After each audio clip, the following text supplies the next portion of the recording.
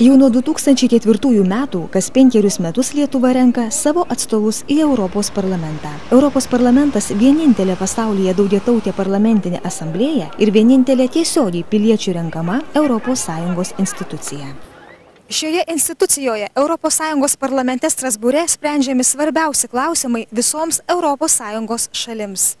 Parlamentas atstovauja apie 500 milijonų piliečių iš 27 ES valstybių narių. Parlamentą sudaro 736 nariai. Vienas iš šių narių nuo 2004 dirbantis Europos socialistų ir demokratų pažangiojo alijanso parlamentinėje grupėje Justas Vincas Paleckis. Gerbiamo europarlamentaro kvietimu net 50 žmonių už įvairius nuopelnus ir gerus darbus Lietuvos žmonėms buvo suteikta galimybė aplankyti ir iš arčiau susipažinti su šia ES institucija Strasbūre. Net 50 žmonių grupė turėjo puikią progą atvykti čia į Strasbūrą ir pamatyti savo akimis darbą Europos parlamente.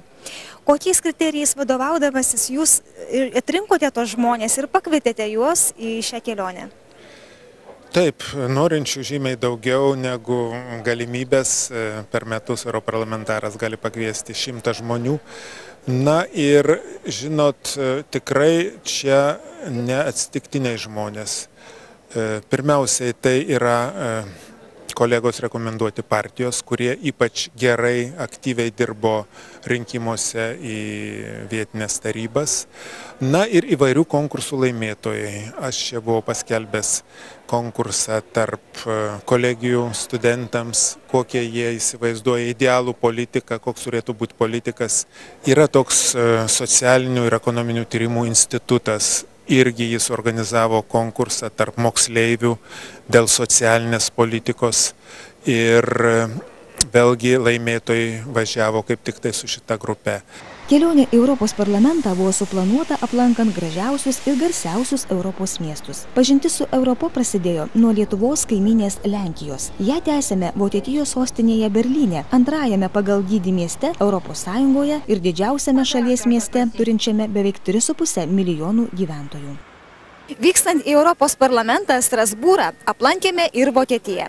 Šiuo metu mes esame Berlyne ir lankomės prie žymiųjų Brandenburgo vartų.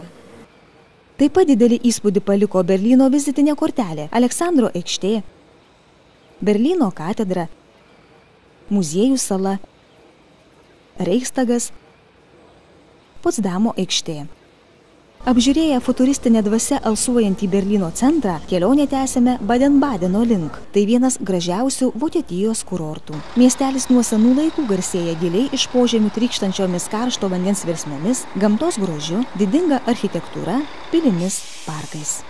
Pailsėję, anksti ryte išvykome pagrindinio kelionės tikslo Strasbūro link. Šis miestas įsikūręs Prancūzijos rytuose ir vadinamas Europos širdimi. Pasivaikščiojome po Alzaso provincijos sostinę senamiestį, iš kurio atsiveria puikus vaizdas į gražiausią senojo miesto rajoną Mažąją Prancūziją. Aplankėme Dievo motinos katedrą, statytą kone 400 mečius, vieną įspūdingiausių Europoje gotikos pavyzdžių. Pasivaikščiojome pėstiesiems skirtą senąją Turgaus gatve su turtingai dekoruotais elzasietiškais namais. Pasigrožėję Alzaso regiono sostinę, atvykome į ES instituciją Europos parlamentą. Netrukus susitikome su Europos parlamento nariu Justu Vincu Paleckiu, kurio iniciatyva ir atvykome čia. Konferencijų salėje jau antrai kadencijai išrinktas europarlamentaras supažindino mus su darbu Europos parlamente, Europos socialistų ir demokratų pažangiojo alijanso frakcijoje, darbu komitetuose. Gerbiamas europarlamentaras ne tik išsamei atsakinėjo į mūsų pateiktus klausimus, bet ir mums patiems surengė net 3 savotiškus referendumus Lietuvai ir visos ES šalims svarbiais klausimais. Atsakęs į atvykusiųjų svečių klausimus, gerbiamas europarlamentaras nuskubėjo į frakcijos posėdį, kuriame turėjo skaityti svarbų pranešimą.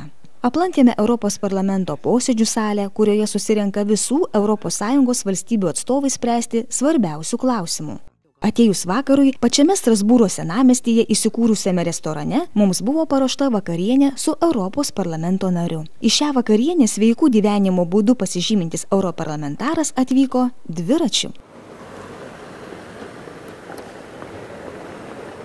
Aš jau Strasbūre jau 7 metai, tai sakyčiau 3 ar 4 metai naudojos daugiausiai važiuoti iš darbo namo ir į darbą, jeigu tik tai, aišku, nebaisus lietus. Žiemą irgi būna sudėtingiau, nors čia sniego daug nebūna, bet būna. Na ir, aišku, parlamentas aprūpina mašinom, galima paimti mašiną, bet dviračių žymiai maloniau. Arba pešiom, arba dviračių daugiausiai, retkarčiais mašina. Na ir, žinot, atvažiavus į darbą arba grįžus namo dviračių žymiai geresnė nuotaika ir geresnis darbingumas. Nuolat prisegtas žingsniamatis, važinėjimas dviračiu, sveika mityba, puikus europarlamentaro pavyzdys, kaip galima suderinti protinį ir fizinį darbą. Pailsėję, kelionę tęsėme vykdami į Heidelbergą, vadinamą vienu gražiausių Vokietijos miestų įsikūrusių prie Nekaro upės. Pasivaikščiojome po senamiestį, kuris prasideda nuo seniausio Vokietijos universiteto pastato. Grožėjomės pilimi, bažnyčiomis. Atsisveikinę su šiuo gražiu miestu, keliaudami per Vokietiją, pasiekėme Čekiją, iš kurios mūsų laukė kelionė į Lietuvą. Aplankę tiek įspūdingų Europos miestų ir vieną svarbiausių Europos institucijų, namo grįžome kupini teigiamų emocijų, praturtinę akiratį ir pasisėmę patirties. Na, aš viliuosi ir manau, kad neklystu, kad visgi žmonės, kurie pabuvojo čia Strasbūre arba Briuselyje, pakeliui pamatę nemažą dalį gražios Europos, jie grįžta daugiau, namo jau daugiau būdami ES draugais, netgi ambasadoriais, kurie gina tą ES idėją, suprasdami, kad tai yra tobulintinas kūrinys, kad reikia daug ką kritikuoti, daryti geriau, bet ne griauti, o statyti, nesilpninti, o stiprinti tą ES, nes nuo to tikrai bus geriau Lietuvai. Dėkojame Europos parlamento nariui Justui Vincui Paleckiui už suteiktą galimybę iš arti pamatyti darbą Europos parlamente Strasbūre, susipažinti su aplinka, kurioje dirba ir sprendimus priima mūsų išrinkti atstovai. Specialiai Lietuvai iš Strasbūro Kornelija Petravičienė.